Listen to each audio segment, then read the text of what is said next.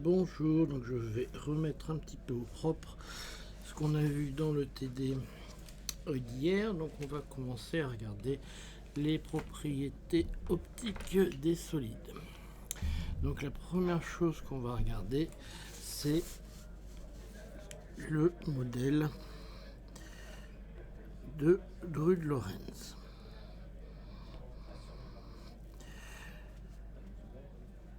Donc le modèle de Drude-Lorentz, c'est un modèle qu'on va déduire simplement des principes premiers. Donc la première chose, on vous dit que mon électron il subit trois forces. Donc d'abord une force qui est simplement la force de Lorentz, une seconde force qui est une force qui traduit les diffusions électroniques, et enfin une force qui traduit les vibrations atomiques, l'effet des vibrations atomiques. Donc on va simplement écrire ces trois forces. Donc vous avez d'abord mr point point, ça c'est le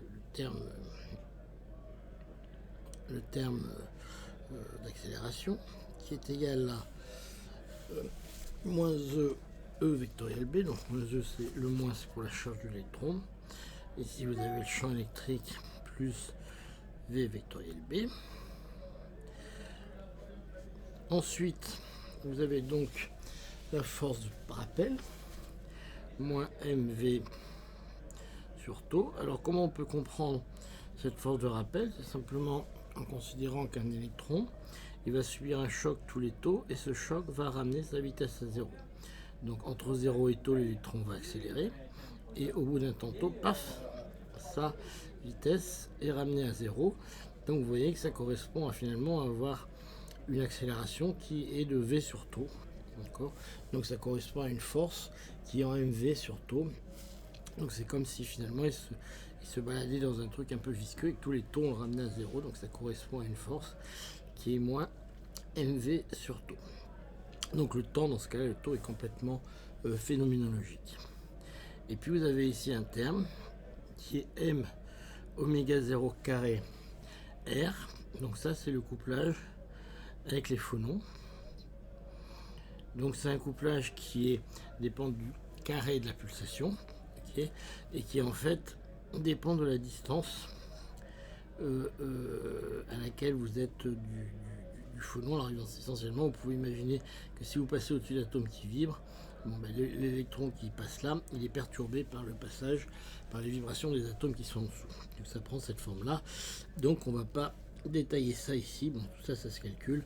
Le mv sur taux, le taux aussi se calcule, mais c'est pas le sujet ici. Donc, d'abord, alors on va négliger, on néglige le terme V vectoriel B. Alors pourquoi? Parce que d'abord B est de l'ordre de E sur C et V est petit. D'accord? Donc finalement, ce que vous obtenez, c'est que M R point point est égal à moins EE moins M. Alors V c'est R point sur taux moins M oméga 0 carré R. D'accord? Bon, on a à peu près gagné. Donc on peut écrire ici, donc on va tout mettre du même côté, et vous obtenez que M R point point plus M R point sur taux plus M oméga 0 carré R est égal à moins EE. Parce que là, je pense que je ne me suis pas trompé. Puis on va écrire que R est égal à R0 exponentielle de IKX plus oméga T plus oméga T. Et vous obtenez aussi que E est égal à E0 exponentielle de IKX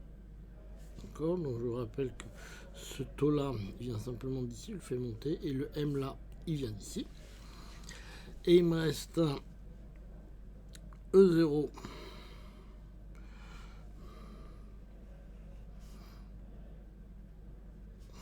exponentielle de I kx plus oméga t sur, alors les M ils s'en vont, et il me reste ici un oméga carré moins oméga 0 carré fois taux moins I oméga.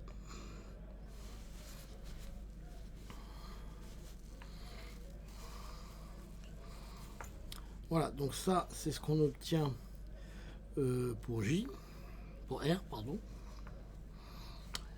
Maintenant, il faut qu'on calcule J. J, c'est N E V, c'est égal à N E R point, d'accord. Donc c'est égal à N E fois E taux sur M. Et donc si je R point qui intervient, d'accord.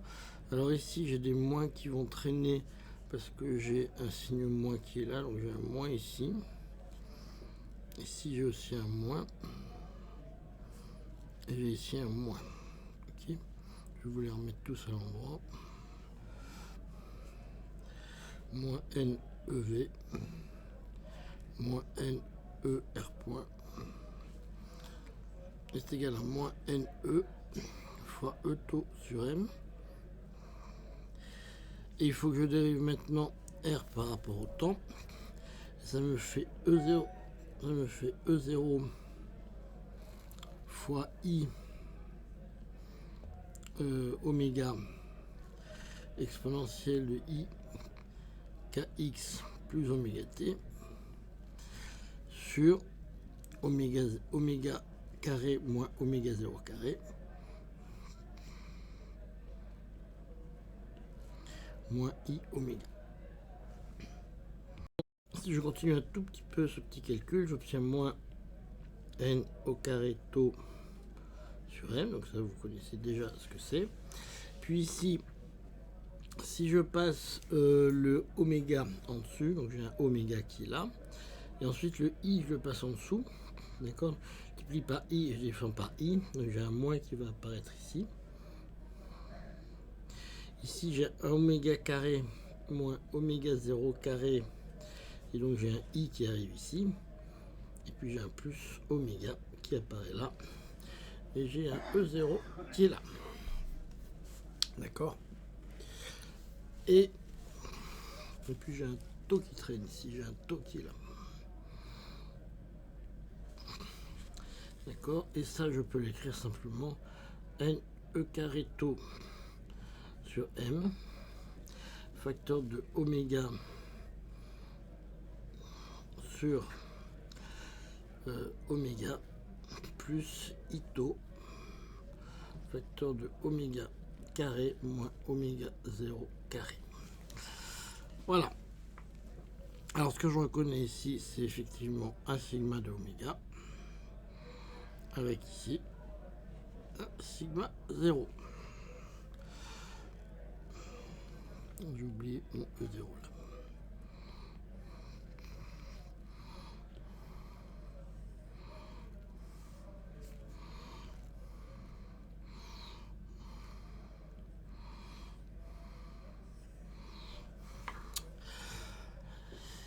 Voilà, donc ça c'était, alors est-ce que j'obtiens bien le résultat attendu? Oui, apparemment c'est bien ça que j'attends. Voilà, donc ça tombe bien. Alors troisièmement, on cherche à établir l'équation de dispersion.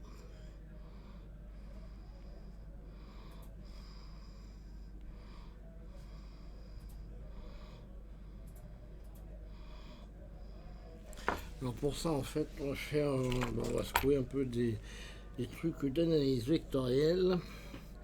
Donc on écrit que le rotationnel du rotationnel de E, c'est simplement le gradient de la divergence de E moins le Laplacien vectoriel de E.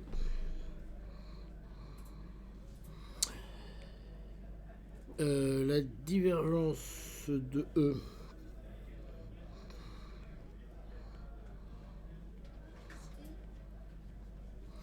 c'est égal à 1 sur epsilon 0 fois la divergence de D.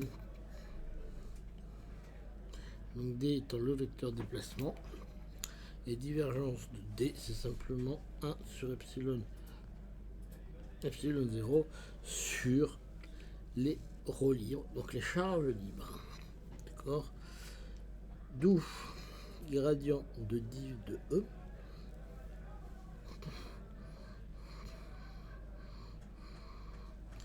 De div de E, c'est essentiellement le gradient des charges libres. Et ça, c'est de l'ordre de 0. Parce qu'il n'y a pas de gradient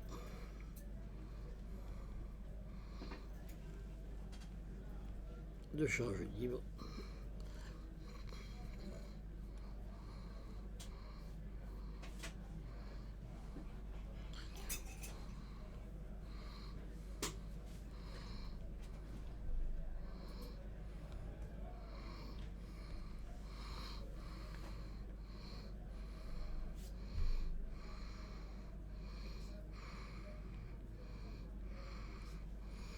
À l'équilibre.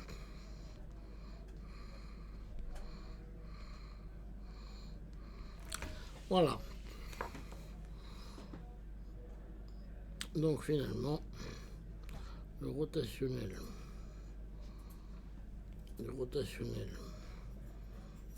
de E, c'est égal au grade de div de E, et c'est égal à moins le Laplacien vectoriel, moins le Laplacien vectoriel de E, et c'est égal tout bêtement à moins le Laplacien vectoriel de E. Alors on peut aller un tout petit peu plus loin en se souvenant simplement que d'après les équations de Maxwell, le rotationnel de E, c'est simplement moins dB sur dt. Donc on obtient que le rotationnel de moins dB sur dt, donc ça c'est simplement ce terme-là que j'obtiens là, est égal à moins le Laplacien vectoriel de E. Okay. Alors si je considère que j'ai le droit d'intervertir la dérivée et l'opérateur vectoriel, j'obtiens simplement cette relation qui est que d sur dt du rotationnel de B est égal au Laplacien vectoriel de E. Voilà, donc ça c'est une première relation. Alors en fait, pour obtenir une relation qui va nous relier K et oméga, il va nous falloir une deuxième relation. Alors celle-là, on va la sortir non pas du rotationnel de E, mais on va sortir cette fois-ci du rotationnel de B. Donc comment on va faire ça? Eh bien, ce qu'on peut écrire, c'est que le rotationnel de B, c'est égal au rotationnel de H. Donc c'est toujours pareil si on néglige l'aimantation. Donc, rotationnel, excusez-moi, de mu0h. Et dans ce cas-là, je sors le mu0, bon ça j'ai le droit. Ok. Maintenant, ce que je sais, c'est que rotationnel de H, c'est égal à JL plus dd sur dt. Donc ça, c'est simplement le courant. Ok. Et d, c'est le vecteur de déplacement, c'est-à-dire que ça vaut epsilon 0 E plus la polarisation. D'accord. Donc la polarisation, c'est la polarisation du milieu. Donc si epsilon 0 E, c'est ce qui se passe quand on met un champ électrique. Et P, c'est la réponse du milieu, donc en termes de polarisation. Donc ces deux termes, on sait ce qu'ils valent. Le courant, c'est simplement la réponse au champ électrique. Et les équations de Maxwell vous disent que ce truc-là, ça vaut epsilon 0 d2e sur dt. Et donc la variation du vecteur déplacement, c'est simplement la dérivée du champ électrique. Donc, si vous mettez tout ça ensemble, vous obtenez simplement que le rotationnel de B est égal à mu0 facteur de sigma E, on va laisser le mu0 comme ça, plus mi0 epsilon 0 d2e sur dt. Voilà. Alors maintenant, on peut remplacer ça en disant que, comme on a vu tout à l'heure, d sur dt de rotationnel de B était égal au Laplacien vectoriel de E. Donc on obtient finalement, avec la relation précédente,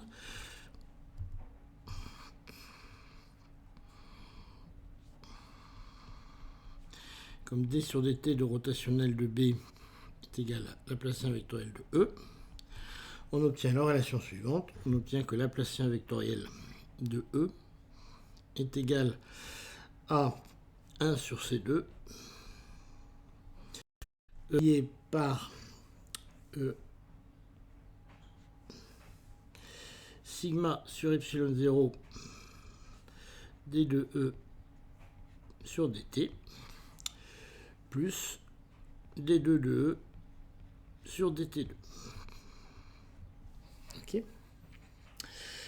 Alors, juste pour vous rappeler, ça c'est basé sur le fait que vous avez epsilon 0 mu 0 c2 qui est égal à 1. Donc, vous voyez que ici j'ai simplement sorti sigma 0 et epsilon 0 mu 0 c2 égale 1. Donc j'ai sorti ce epsilon 0 mu 0 qui traînait là. Donc pour pouvoir faire ça, j'ai introduit un 1 sur epsilon 0 qui est égal à 1. Et puis comme j'avais une dérivée, je peux c'est une dérivée de droite de B, donc j'ai dérivé ici, j'ai une dérivée première de E, et ici une dérivée seconde de E qui apparaît ici. Ok. Donc, évidemment, si je prends ça, j'ai que la dérivée d2 sur dt, bon, ben ça,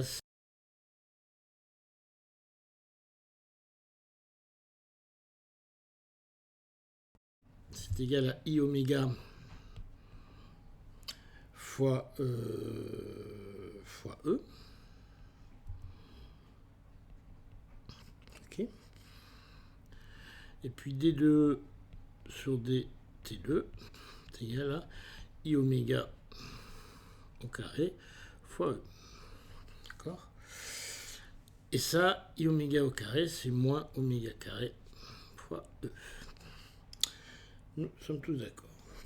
Et le Laplacien vectoriel de E, c'est simplement le gradient au carré de E. D'accord. Le gradient au carré de E, c'est IK. Parce que le gradient, c'est la dérivée selon la position. Donc c'est IK au carré de E. Donc c'est égal à moins K2. C'est égal à moins K2 de E. Voilà. Donc maintenant, je remets tout ça tranquillement dans cette équation qui est là. Donc je passe le C2 de ce côté. Et j'obtiens simplement que moins K2 C2. Alors là, c'est bien un E que j'ai marqué. Hein. Okay. Moins K2 C2 est égal à sigma sur epsilon 0 facteur de I oméga moins oméga carré. Voilà, là je crois qu'on a à peu près tout. Alors, si je factorise un peu, je vais sortir les oméga carrés. j'obtiens simplement que K2 C2 est égal à oméga carré facteur de 1 moins I sigma sur epsilon 0 oméga. C'est ça, epsilon 0. Voilà, donc là j'ai la relation que je cherchais. Bon, alors on va ensuite réécrire ça comme on l'écrit d'habitude, c'est-à-dire qu'on va écrire que K2C2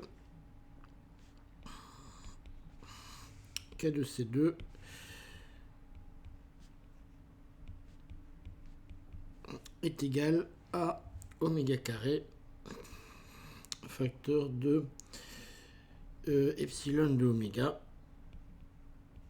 avec epsilon de oméga qui est égal à 1 moins I sigma de oméga sur epsilon 0 de oméga.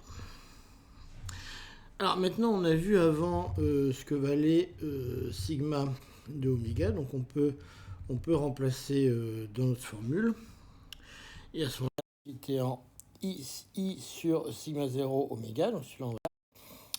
Et puis après on obtient que epsilon de oméga est égal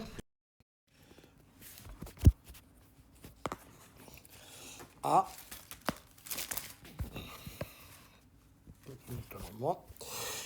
à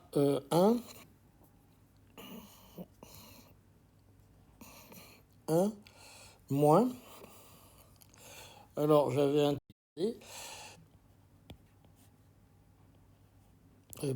epsilon 0 oméga, donc celui-là on le un sigma de oméga, donc il s'écrit simplement sigma 0 oméga sur oméga plus I oméga carré moins oméga 0 carré fois tau.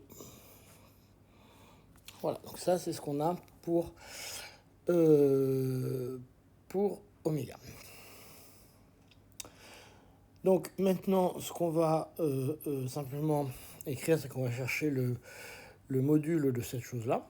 Ok, alors d'abord on va écrire que sigma 0 c'est simplement 1 de tau sur m, d'accord, donc c'est 1 moins I sur epsilon 0 oméga, donc vous voyez qu'ils vont simplifier, l'epsilon 0 et l'oméga.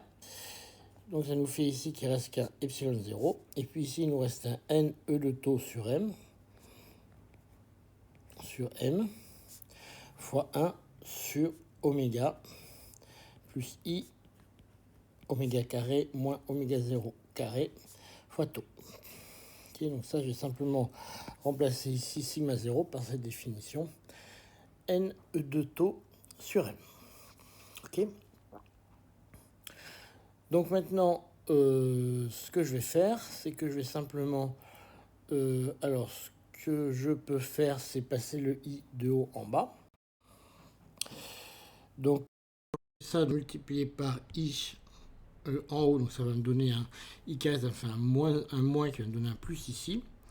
Puis ici, j'ai un moins qui va apparaître et un i qui va apparaître là. Donc ça me fait simplement 1 plus i sur epsilon 0 n e au carré tau sur m, facteur de 1, facteur de i oméga moins oméga carré moins oméga 0 carré fois tau. Maintenant, ce qu'on peut faire, c'est regarder les dénominateurs, c'est-à-dire qu'en fait, vous avez ici un terme en i oméga et un terme en oméga carré. Or, on sait que oméga tau est très grand devant 1. Donc, vous avez par définition oméga carré tau carré qui est très grand devant oméga tau. D'accord? Donc en fait, vous avez ce terme en oméga carré tau qui est très grand devant le terme en oméga. Donc vous pouvez voir la chose comme ça. Si vous avez ici la partie réelle, ici, puis ici la partie imaginaire, en fait, ce que vous pouvez dire, c'est que le module de cette partie-là est quasiment la même que cette partie-là, parce qu'ici vous avez un terme qui est en oméga tau, et ici un terme en oméga tau carré, et celui-ci est beaucoup plus grand que celui-là. D'accord? Donc pour ça, il suffit de multiplier les deux par tau pour se rendre compte. Donc finalement, il vous reste un truc du type 1 moins, moins,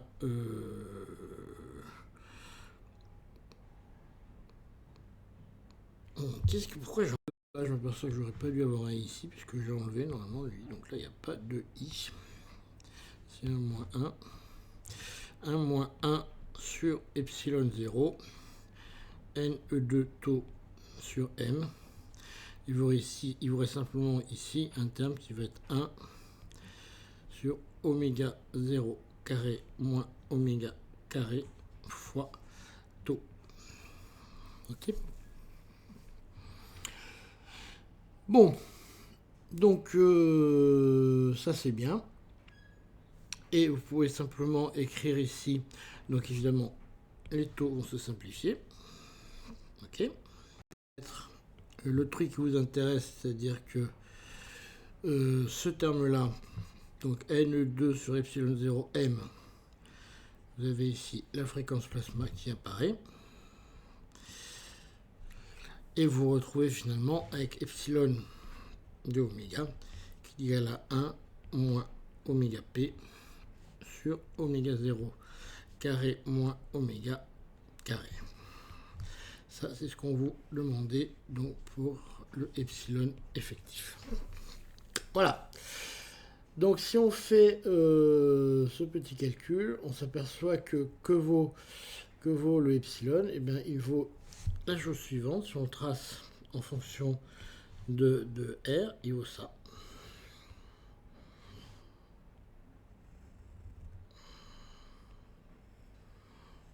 Voilà, donc c'est un truc qui a à oméga 0, évidemment, vous avez une belle divergence, hein, donc ça c'est clair.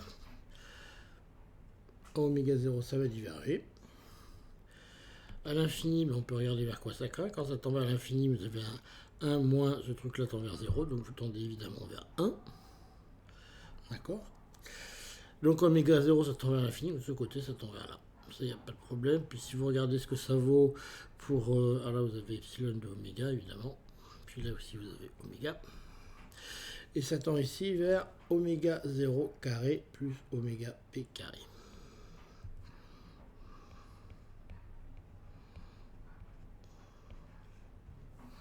Voilà, ça c'est ce point-là. Puis alors, de l'autre côté de ce point oméga 0, on a aussi une divergence, parce que aussi dans l'autre sens, parce que vous avez oméga carré moins oméga carré, qui devient dans ce cas-là positif. Donc ça se met à diverger dans ce sens-là. Et vous pouvez vérifier que en oméga égale 0, vous trouvez un terme qui est égal en 1 moins oméga p sur oméga 0 carré. Donc ça se balade. En fait, je ne pourrais pas dû le mettre en 1 parce que ça ne part pas en 1. Ça part en un truc qui est, je sais pas, qui est par là. Voilà. Ok. Donc maintenant, on va calculer le coefficient de réflectivité, ce qu'on appelle le R. Donc le R, c'est 1 moins le R de oméga. C'est donc le petit r au carré.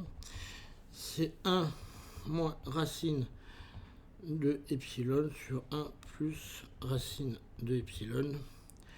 Le tout au carré. Première chose qu'on va faire, on va juste expliciter un peu ce truc-là. Donc il nous reste 1 moins racine de epsilon. Donc 1 moins racine de epsilon sur 1 plus racine de epsilon. Ça nous fait simplement 1 moins... Alors ici vous avez un 1 moins oméga p sur oméga 0 carré moins oméga au carré. Puis ici vous avez un 1 plus, alors il y a une racine carrée qui apparaît. 1 moins oméga p sur oméga 0 carré moins oméga carré. Alors on peut calculer la somme, ça aide un petit peu.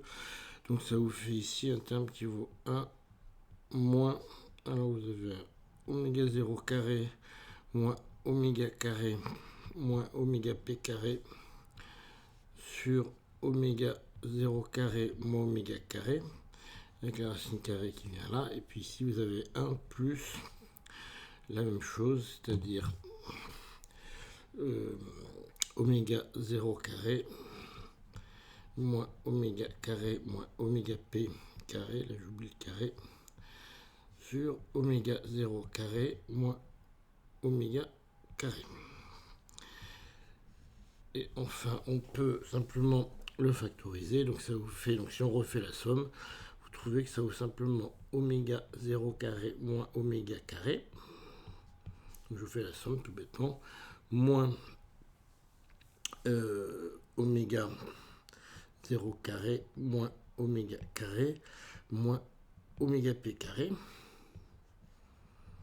sur oméga 0 carré moins oméga carré plus cette fois-ci oméga 0 carré moins oméga carré moins oméga p au carré.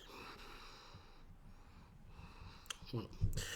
Donc si je remets tout ça ensemble, j'arrive au fait que la relation de dispersion, alors évidemment j'ai oublié des racines carrées, voilà, qui traînent ici, pof, pof, pof, pof, une racine carrée là et là.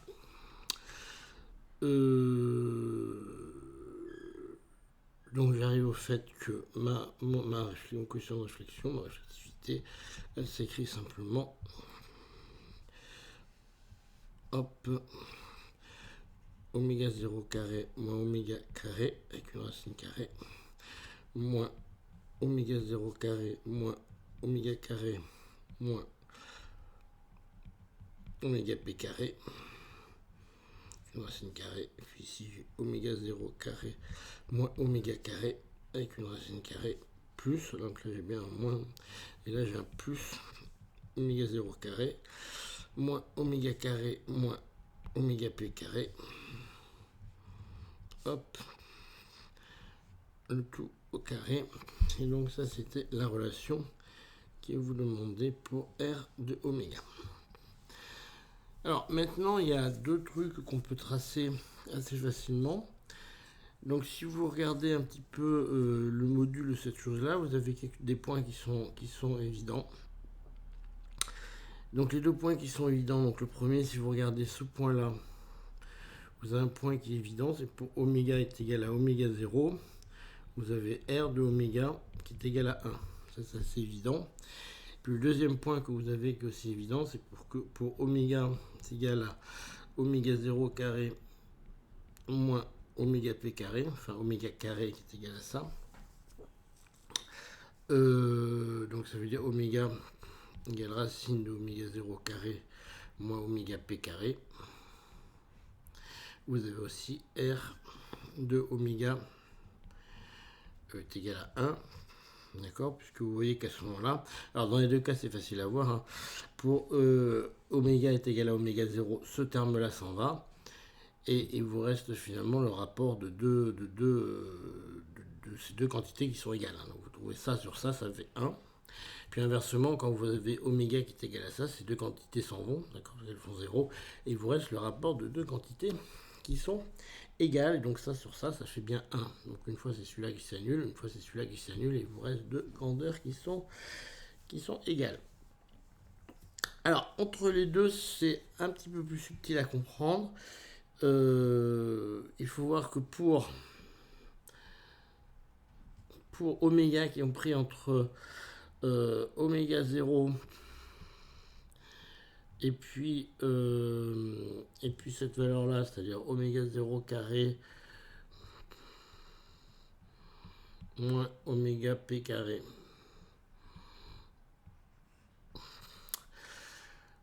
à ce moment-là, ce terme là, donc vous avez le terme oméga 0 carré moins oméga carré moins oméga p carré qui devient négatif. D'accord. Autrement dit, ce truc là devient un terme purement imaginaire. Okay. Donc vous pouvez l'écrire sous la forme simplement d'une partie réelle plus ou moins une partie imaginaire. D'accord. Donc à ce moment-là, vous pouvez écrire ça sous la forme. Donc à ce moment-là, vous pouvez écrire R de oméga sous la forme de oméga 0 carré moins oméga carré moins I facteur de A divisé par oméga 0 carré moins oméga carré plus I facteur de A tout au carré. D'accord. Le A étant simplement le A, c'est simplement le module de cette chose là. D'accord. Donc si vous voulez, alors je pense que je vais vous le réécrire complètement pour que ce soit plus clair pour tout le monde. Donc on a R de oméga qui est égal à oméga 0 carré moins oméga carré moins I facteur de du module de oméga 0 carré moins oméga carré moins oméga p carré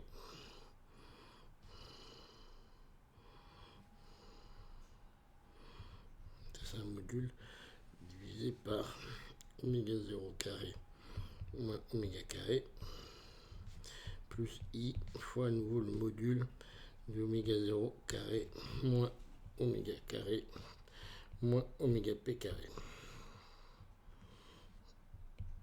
Et vous voyez qu'en fait, dans ce cas-là, vous avez fait le rapport de deux amplitudes, et vous voyez qu'elles sont, vous avez ici moins I fois la partie imaginaire, plus I fois la partie imaginaire, et donc le rapport de ces deux amplitudes vaut 1 en fait.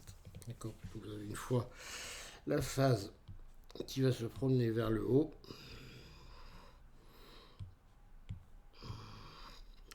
une fois la phase qui va se promener, une fois la phase qui se promène vers le haut, une fois la phase qui se promène vers le haut, et une fois la phase qui se promène vers le bas, vous voyez que ces deux trucs-là ont la même amplitude, donc ça fait bien 1.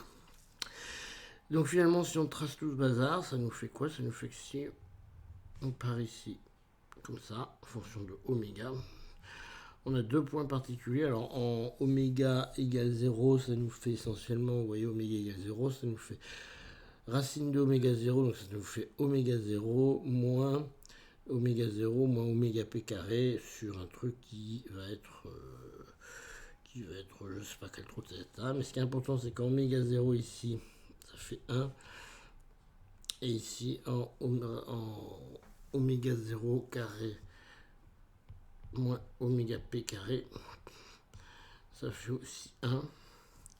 Puis entre les deux, vous avez un petit truc donc qui va ici être à 1. Puis entre les deux, ça se casse la figure. Donc vous voyez que ici, le coefficient de réflexion tend vers 1. Donc c'est dans cette zone-là que votre métal, vous allez trouver la couleur de votre métal, puisqu'en fait, entre ici et ici, vous avez une réflexion parfaite des ondes lumineuses. Voilà. Et on va passer maintenant au modèle de Liden-Sachs. Alors la première question, c'est pourquoi on peut considérer que le champ électrique est uniforme. En fait, c'est simplement parce que comme vous avez, si vous voulez, des rangées par exemple d'atomes qui sont liés comme ça, si la longueur d'onde de E est très grande devant cette distance interatomique, on peut considérer que tout ça est homogène. Alors les équations qui vous proposent d'établir, c'est extrêmement classique. Vous prenez simplement un point ici. Eh bien, il est soumis à la fois à une force qui dépend de UN plus 1 moins UN, d'accord, par rapport à l'atome d'ici. Puis par rapport à l'atome précédent, vous avez une force qui vaut UN moins UN moins 1. Donc si je l'écris proprement, si cet atome-là a une masse grand M, petit m ici et petit m ici, vous obtenez simplement que grand M UN point point, donc ça c'est le terme MA dans la relation fondamentale de la dynamique, est égal à moins bêta UN plus 1 moins UN plus bêta UN moins UN plus 1 moins E fois E. Vous vérifiez qu'effectivement, si je suis par exemple en train de comprimer mon ressort vers la droite, j'ai bien les choses qui ont le bon signe. Et si je remets tout ça ensemble, j'obtiens évidemment un terme du type bêta fois 2un moins un plus 1 moins un moins 1 moins e. Et de la même façon pour les autres équations, j'ai petit m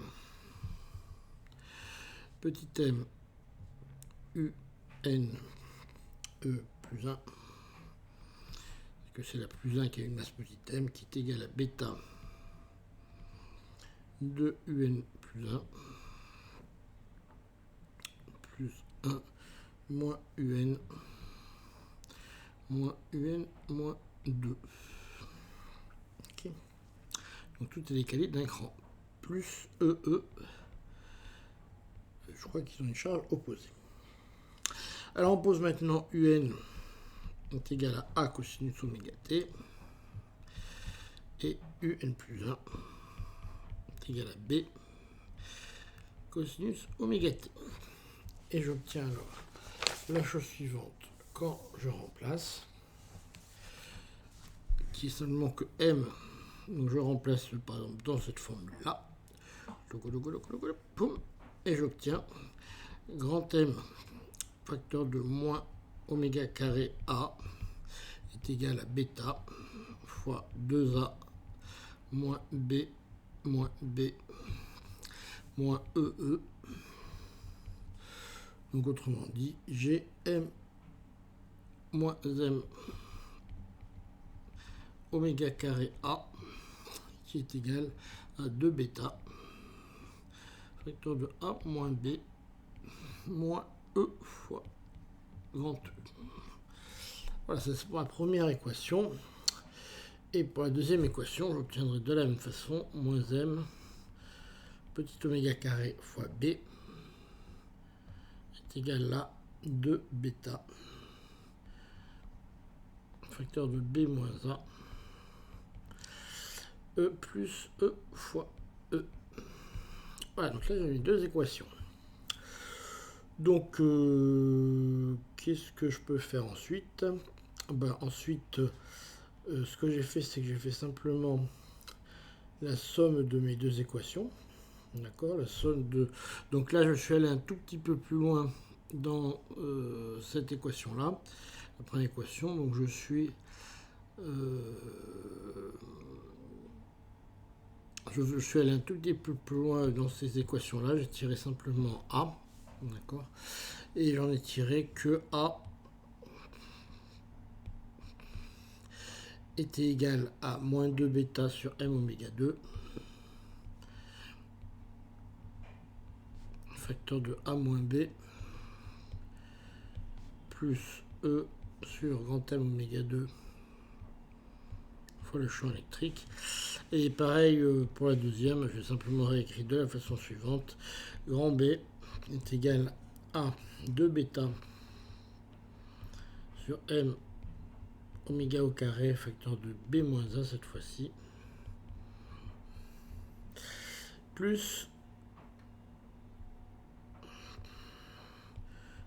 E sur petit m oméga 2 fois E. Voilà.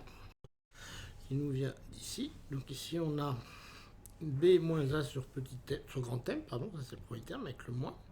Quand je fais moins B, ça me fait moins, donc ça me fait plus B moins A sur petit m. Bien, donc ensuite il suffit qu'on fasse la différence de ces deux.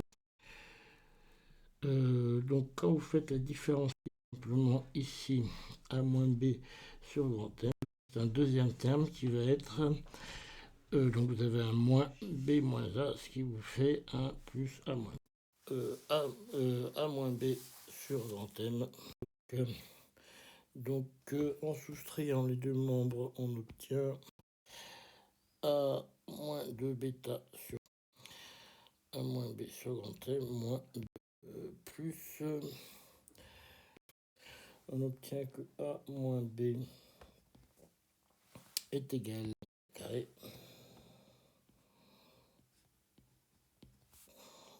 facteur de A moins B sur grand M, là sur petit m,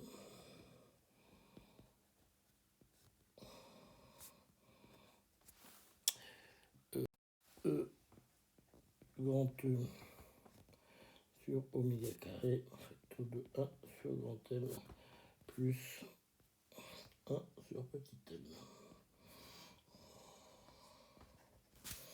Donc on va réécrire de la façon suivante.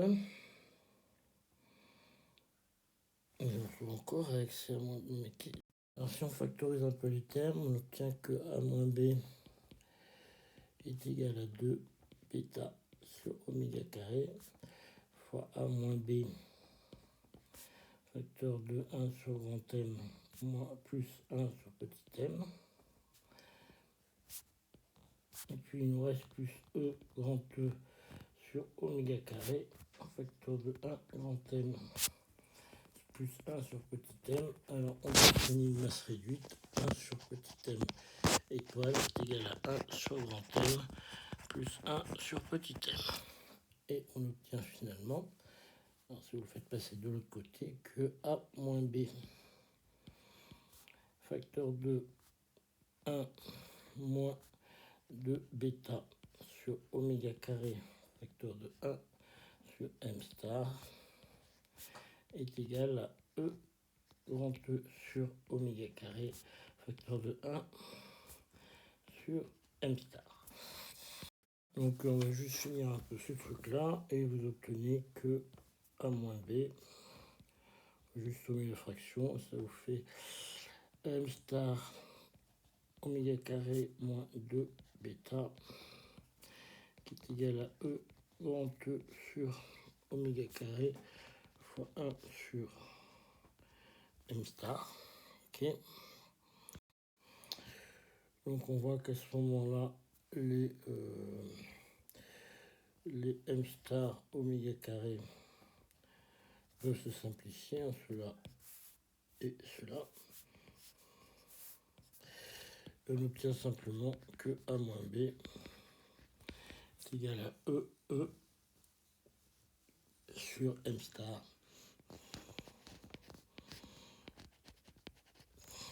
fois 1 sur oméga carré moins 2 bêta sur m star. Donc en fait ici, comme on cherche le dipôle, hein, tout ce qui nous intéresse c'est la distance AB. Donc on ne va pas explicitement chercher A et B, ça ne nous intéresse pas. Puisque le dipôle c'est simplement la charge multipliée par la distance. Je vous rappelle, quand vous avez un dipôle moins et plus, comme ça, le moment dipolaire c'est essentiellement la charge fois la distance. Bon, c'est plus raffiné que ça, mais enfin, alors 0 c'est ça. Donc le dipôle c'est P fois E fois pardon, le dipôle c'est P, c'est N fois E fois BA fois la distance BA. Ok. Donc je vois que c'est essentiellement N fois E. Ah oui, j'ai oublié de vous mettre non, N fois E, et puis il suffit qu'on reporte la distance BA qui vaut E sur M star fois 1 sur oméga carré moins 2 bêta sur M star. Ok. Donc le dipôle vaut essentiellement N E carré E fois M star divisé par M star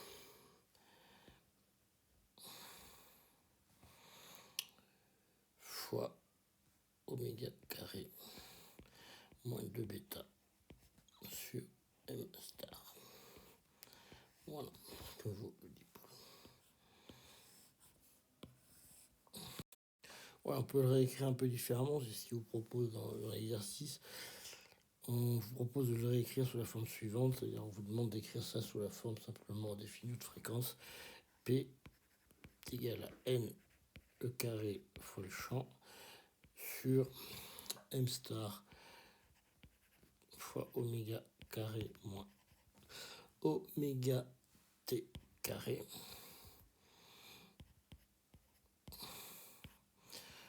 en définissant oméga t qui est égal à 2 bêta sur m.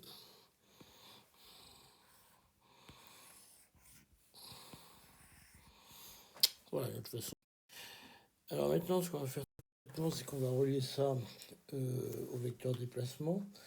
Donc vous savez simplement, c'est juste, bon, c'est toujours pareil, on va jouer avec l'équation de Maxwell dans tous les sens. Hein. Donc le vecteur déplacement, ça équivaut epsilon fois E, et vous pouvez l'écrire, donc ça vous fera penser au magnétisme, hein, à la constante diélectrique dans le vide plus le vecteur de polarisation. Okay. Et vous pouvez l'écrire sous la forme epsilon 0, donc étant un facteur de l'epsilon 0, vous pouvez écrire avec ce champ électrique plus 1 sur epsilon 0 fois P. Donc là, c'est pas un grand exploit, j'ai juste fait factoriser le epsilon 0.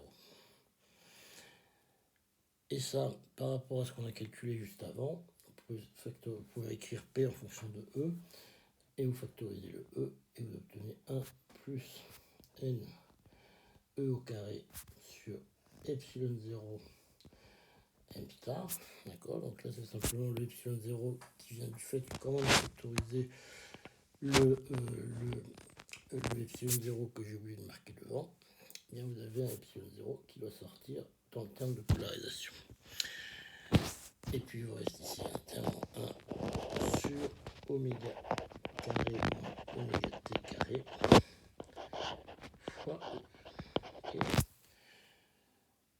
Et quand vous pouvez marquer aussi que le vecteur déplacement, vous pouvez l'écrire sous la forme epsilon 0, epsilon s fois E, eh bien, ma foi, vous en déduisez immédiatement que le vecteur epsilon s est égal à 1 plus n e carré sur epsilon 0 m étoile facteur de oméga carré moins oméga t carré. Et là, après ces réécritures dans tous les sens, vous êtes fou de joie. Voilà. Alors, on va continuer. Alors, en fait, oui, parce que ça, c'est pas tout à fait epsilon r. Ça, c'est... excusez-moi, ça, c'est epsilon r. C'est pas epsilon s. Parce que epsilon s, c'est simplement epsilon r de 0. Donc, ça vaut simplement 1 plus n e carré sur epsilon 0 m star fois moins oméga t carré. Un plus d'ailleurs, je crois. Je crois que c'est un plus. Je crois que c'est un plus. Ou un moins, je sais plus. Bref. Alors ensuite, on vous demande de montrer la relation suivante, c'est-à-dire que epsilon r est égal à 1 plus patati patata. Donc, en fait, pour montrer ça, bon, ben, il suffit simplement de sommer des fractions. Et donc, on va faire ça tranquillement. Donc, on va partir, en fait, on va le construire à l'envers. C'est-à-dire qu'on va partir de epsilon s plus 1 et on va voir qu'on retrouve bien epsilon r. Ok. Donc, allons-y. Donc, 1 plus epsilon s moins 1 sur 1 moins oméga sur oméga t au carré, c'est égal à 1 plus ce bazar 1 plus NE au carré sur epsilon 0 M star fois oméga t carré sur 1 moins oméga sur oméga t au carré. Et puis il y a un moins 1 qui traîne, donc le moins 1 déjà s'élimine, donc ça on est content. Donc on continue. Donc en fait c'est un petit exercice pour lisser cette somme des fractions. Donc il nous reste quoi? Il nous reste un NE carré sur epsilon 0 M étoile oméga t carré. Puis ici il nous reste un oméga t carré sur oméga t carré moins oméga carré. Donc vous avez le oméga t carré qui se simplifie.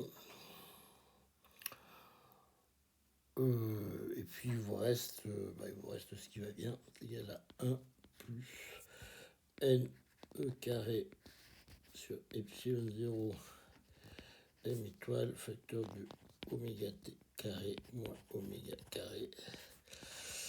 Et là, vous avez reconnu epsilon R.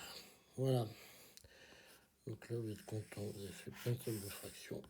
Hop, vous êtes arrivé à ce qu'on vous demande. Alors, on vous demande la valeur de oméga L pour laquelle epsilon R est nul. Donc ça, il suffit de la chercher, cette valeur-là, c'est-à-dire qu'on vous demande epsilon R, epsilon R de oméga L est égal à 0. Ça suffit de remplacer, hein, vous avez simplement 1 plus NE, c'est NE2 d'ailleurs, ouais, c'est NE2, j'en ai oublié un bout là, NE carré sur epsilon 0 M star sur de oméga t carré moins oméga L carré est égal à 0. Alors comment on va attaquer ça? Il n'y a pas grand chose à en dire. Hein. Donc ça vous fait simplement un truc du type epsilon 0 M star facteur de oméga L carré moins oméga t carré est égal à N E carré. Est-ce que c'est juste ce que j'écris là? Ouais, ça semble juste. Et donc, vous en concluez quoi? Vous en concluez que oméga L carré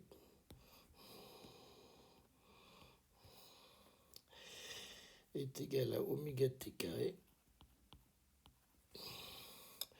plus NE carré sur epsilon 0 M star. Voilà, ça, c'est la fréquence où ça s'annule. Maintenant, on demande de regarder simplement le rapport. Le rapport de oméga L carré sur oméga t carré. Oméga L carré sur oméga t au carré. Et vous voyez que ça fait simplement 1 plus NE au carré sur epsilon 0 M étoile fois oméga t au carré. Et vous voyez que ça vous fait simplement epsilon s. Donc le rapport W L carré sur WT carré est égal à epsilon s. Voilà. Donc en fait, on retrouve quand même. Voilà ça. Donc on retrouve ici une expression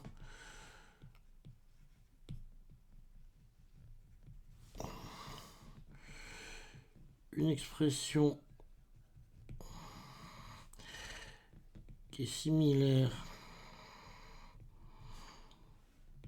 à Doud-Lorentz.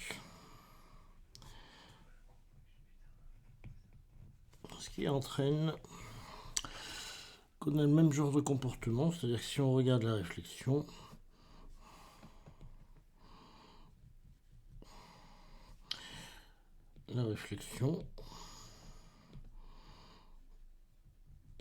on va avoir un comportement de ce type en fonction de la fréquence. On aura un truc qui part à peu près comme ça, tout, et qui replonge, c'est-à-dire qu'il y a un oméga 0 ici, puis ici en oméga 0 plus oméga p carré. Oméga p c'est oméga t carré.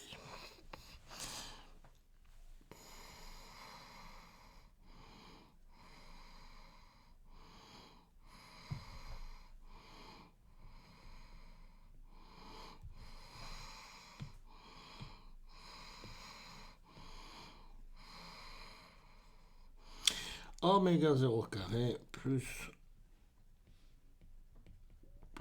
oméga t carré. Et voilà. Alors maintenant, on va regarder la relation de dispersion de ce truc-là.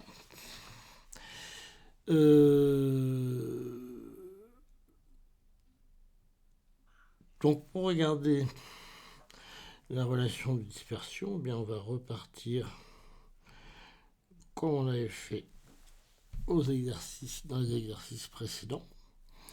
Donc par exemple l'exercice qu'on avait regardé sur celui juste avant, sur Drew de Lorentz. Et donc on avait obtenu la relation suivante qui était que K2C2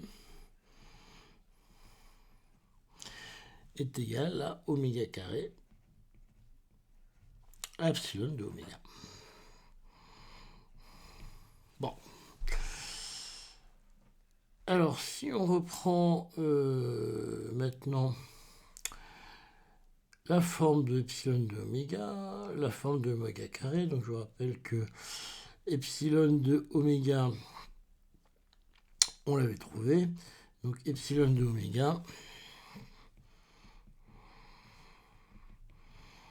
alors si je me souviens bien, c'est un truc à la tête du type 1 plus NE au carré sur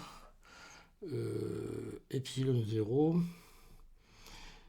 m star facteur de oméga t carré moins oméga carré. Si je ne me trompe pas, ça doit être ça. J'ai l'air d'être correct mon truc. Bon, ben je réintègre ça là-dedans. Donc j'obtiens simplement que K2 C2 est égal à oméga carré facteur de 1 plus NE au carré sur epsilon 0 m star facteur de oméga t au carré moins oméga au carré. Et puis ça me fait K2C2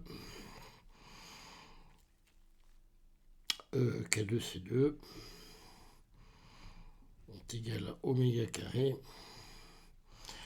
facteur de epsilon 0 m star facteur de oméga t carré moins oméga carré plus NE carré sur epsilon 0 m star fois oméga t carré moins oméga carré. Et finalement, on obtient un truc comme K2C2 facteur de epsilon 0 m star facteur de oméga t carré moins oméga carré est égal à oméga carré facteur de epsilon 0 m star facteur de oméga t carré moins oméga carré plus NE carré. Voilà. Alors, dans tout ce bazar, si on regarde bien, alors les puissances vont monter assez vite parce que vous voyez qu'ici, on a un truc qui va être tout de suite à la puissance 4. Bon, donc on développe gentiment tout ça, on regroupe tous les termes et on va obtenir, alors je vous laisse faire tout ça, on obtient l'équation suivante. Donc vous m'envoyez un mail si vous n'y arrivez pas. Donc on obtient la chose suivante qui est un terme en oméga 4 moins epsilon s oméga t carré plus kc carré le tout fois oméga carré. Donc ça c'est le terme d'ordre 2 plus kc au carré oméga t carré égal à 0.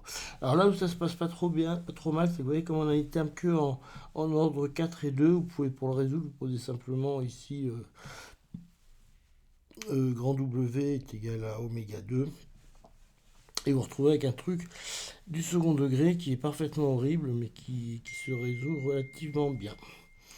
Vous obtenez comme solution, alors je vais vous les donner parce que le plus simple c'est de... Alors si vous voulez le résoudre, je donne quand même comment on le résout simplement. Vous écrivez que ça c'est B, ça c'est C. Vous écrivez delta égale B carré moins 4AC. Puis vous écrivez que X exprime... Excusez-moi. X exprime... Excusez-moi. X exprime... Je ne gère pas aujourd'hui. Hop. On repart dans le bon sens. L moins B, plus ou moins racine de delta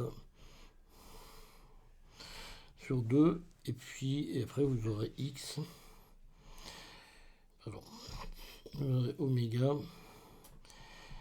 qui va être égal à plus ou moins racine de grand X. Et donc, ça vous fera 4 solutions. Normalement, si je ne me plante pas, ça vous fera 4 solutions, puisque vous trouverez 2 solutions pour W, et quand vous aurez des racines carrées, ça va vous faire 4 solutions. Mais peut-être que je me plante.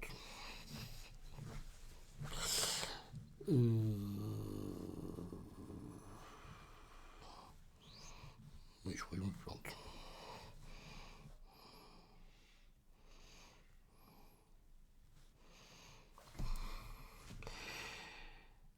Alors, ces solutions, je vais vous les donner.